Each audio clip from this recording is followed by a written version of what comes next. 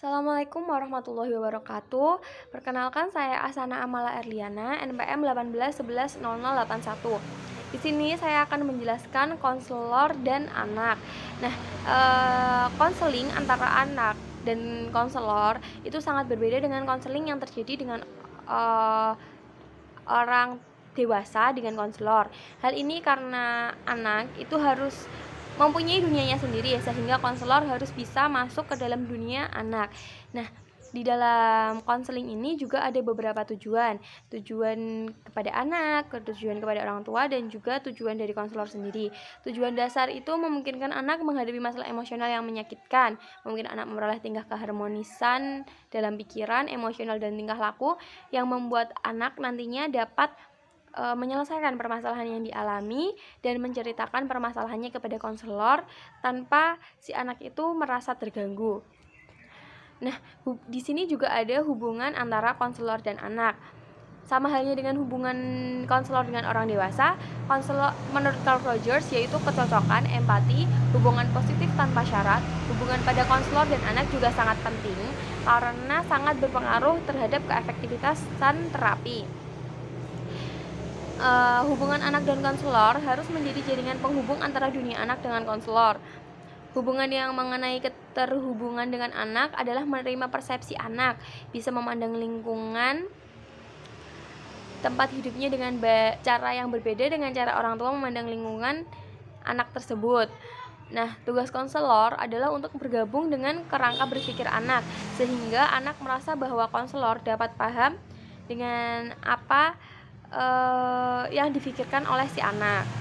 Selanjutnya yaitu hubungan antara konselor dan anak harus eksklusif, di mana ketika konselor dan anak dapat menjalin hubungan yang kuat, orang lain tidak akan bisa masuk dan melemahkan hubungan tersebut, seperti masuknya orang tua atau saudara kandung.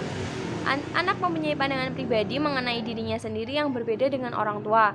Konselor harus dapat membuat anak merasa bahwa cara pandangnya diterima oleh konselor tersebut. Ketika anak merasa bahwa pandangan konselor terpengaruh pandangan orang tua, maka hubungan ini akan terjalin secara eksklusif. Selanjutnya yaitu hubungan anak konselor harus aman. Konselor harus menciptakan lingkungan yang permisif di mana anak merasa bebas untuk berperan dan menguasai perasaannya dengan aman. Agar anak merasa aman, diperlukan satuan struktur. Hal ini dapat berupa anak diberikan pertanyaan yang mengulang, namun tidak mengganggu sesi, menentukan batasan perilaku, dan memberikan informasi berapa lama konseling akan dilakukan, serta perlu persiapan untuk pengakhiran. Nah, ketika akan dilaksanakan kegiatan konseling, anak tidak diizinkan untuk mencederai dirinya sendiri. Anak tidak diizinkan untuk melukai konselor dan tidak diizinkan untuk merusak properti. Hubungan anak dan konselor juga harus autentik. Hubungan harus jujur dan tulus, di mana interaksi yang terjadi antara dua orang real sepanjang waktu. Seluruh hubungan ini harus konsisten dengan pribadi anak yang sesungguhnya. Hubungan anak dan konselor harus rahasia. Nah, ketika melakukan sesi konseling, apa yang diceritakan anak tidak mesti anak itu ingin orang tuanya tahu, sehingga konselor harus bisa menjaga rahasia dari si anak. Namun terkadang orang tua itu merasa bahwa informasi harus diberikan kepada mereka. Lalu konselor harus menanyakan dulu kepada anaknya dengan pertanyaan, apakah kamu ingin memberitahukan kepada orang tuamu sendiri atau saya yang memberitahukan? Nah, biasanya si anak akan memilih memberitahukan sendiri kepada orang tuanya. Hubungan antara konselor dan anak tidak boleh mencampuri, non-intrusif. Ketika melaksanakan konseling dengan anak, konselor harus menggabungkan diri dengan anak agar anak merasa nyaman. Konselor berpendapat bahwa menanyakan beberapa pertanyaan kepada anak sangat bermanfaat, namun harus hati-hati agar anak merasa bahwa konselor itu tidak mencampuri pribadi si anak. Nah, hubungan antara konselor harus memiliki tujuan. Anak harus merasa percaya diri dan masuk dalam proses konseling ketika mengetahui apa tujuan dari konseling tersebut. Lalu juga ada transference pengganti. Nah, transference adalah intinya dari teori psikoanalitis. Pada terapi anak, transference terjadi ketika anak berperilaku seolah konselor adalah orang tua mereka. Di sini konselor harus dapat berperan, tidak mencampuri atau menjadi seolah-olah dia adalah orang tuanya.